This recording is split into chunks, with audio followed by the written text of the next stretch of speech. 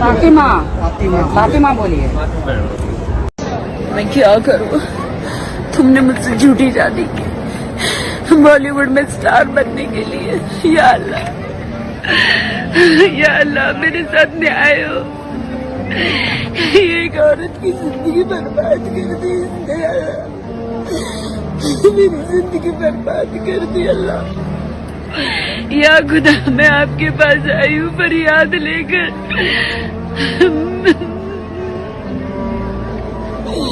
मैं फरियाद लेकर आई हूँ आपके पास। खुदा मेरे साथ न्याय हो। मेरे साथ क्या हो गया खुदा?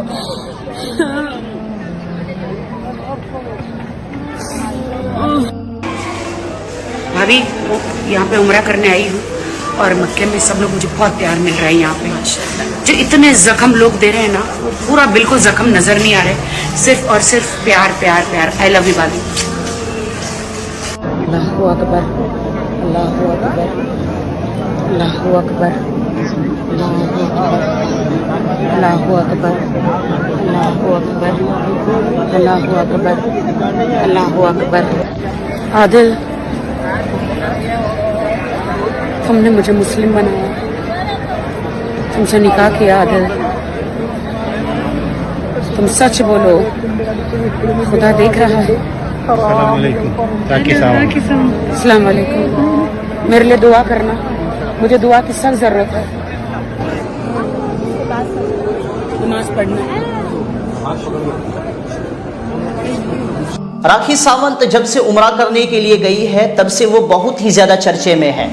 वैसे तो राखी सावंत हमेशा ही चर्चे में रहती है कि उसके अलग अलग कारनामे, अलग अलग ड्रामाबाजियाँ। कुछ लोग तो मुकम्मल तौर पर उनको ड्रामा क्वीन कहते हैं कि ये चालबाज औरत है, कभी भी अपना रंग बदल सकती है, गिरगिट के जैसा, मेंढक के जैसा उछलती रहती है, कूदती रहती है, इसका कोई भरोसा नहीं।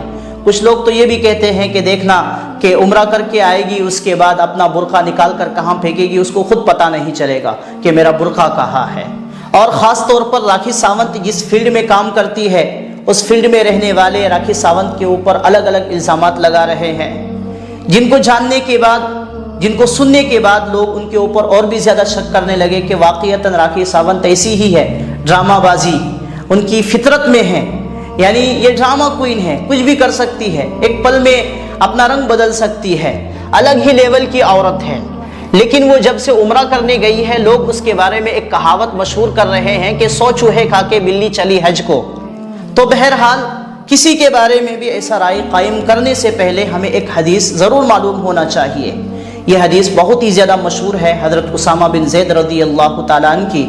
हज़रत उसामा बिन ज़ैद रज़ी अल्लाह तआला अन्हु खुद रिवायत करते हैं कि एक लड़ाई के मौके पर जब हमें फतह मिलने लगी तो हमने कुछ मुशरिकों पर काबू पा लिया, और एक मुशरिक मेरे कब्जे में आ गया, मेरे कंट्रोल में आ गया, जिसका नाम मिज़दास था। उसने जब अपने ऊपर तलवार चमकती हुई देखी तो उसने ज़ोर ज़ोर से कलीमा पढ़ना शुरू कर दिया, ला इलाहा इल्लल्लाह मुहम्मदुर रसूलुल्लाह। मैंने सोचा कि ये डर की वजह से कलीमा पढ़ रहा है, ये इस्लाम दिल से नहीं ला रहा बल्कि डर की वजह से, ताकि इसकी जान बच जाए। तो मैंने नेज़े से उस पर हमला कर दिया, यानी तलवार चला दी उसके ऊपर। उसके बाद वो मर गया।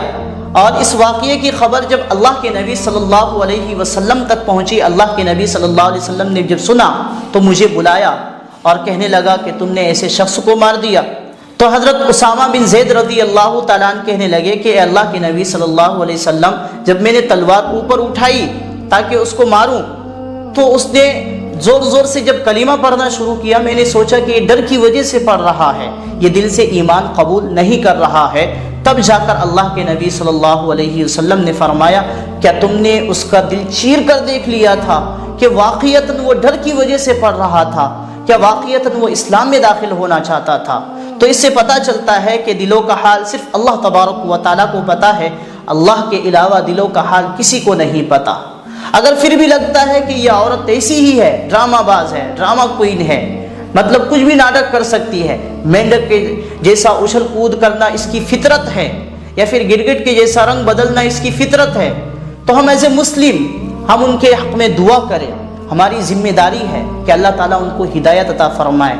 अल्लाह के नबी सल्लल्लाहु अलैहि वसल्लम मुनाफिकों के सरदार की नमाज जनाजा पढ़ाने के लिए भी तैयार हो चुके थे, جب تک کہ قرآن کی آیت نازل نہیں ہوئی تھی، اللہ تعالیٰ نے جب سختی سے منع کیا کہ اللہ کے نبی آپ منافق کی نماز جنازہ نہیں پڑھا سکتے، پھر جا کر اللہ کے نبی صلی اللہ علیہ وسلم نے عبداللہ بن ابی کی نماز جنازہ نہیں پڑھائی۔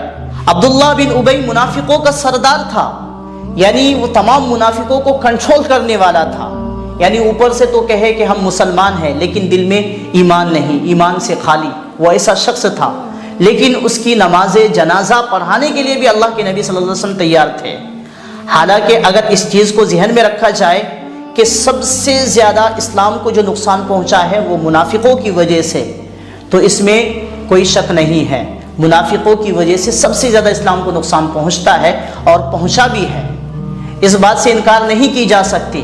لیکن ہم ان کے حق میں دعا کر سکتے ہیں، ایز اے مسلم ہم دعا کریں اللہ تعالیٰ ان کو ہدایت عطا فرمائے۔